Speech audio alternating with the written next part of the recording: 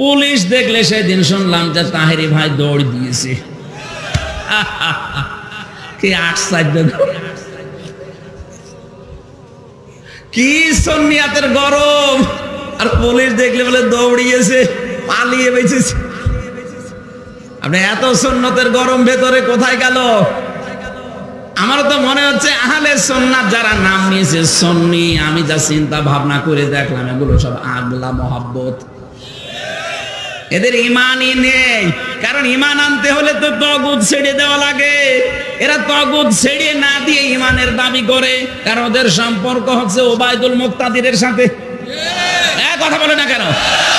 বাংলাদেশে যেই কয়েকজন আলেম বিদ্বেষী ছিল তার ভেতরে ওই লোকটা, এই ব্রাহ্মণবাড়িয়ার, তার সাথে দহরম মহরম, তার সাথে তো সম্পর্ক থাকলে ইমান আনায় হয় না। আর আপনি সুন্নির দাবি করেন কি করে?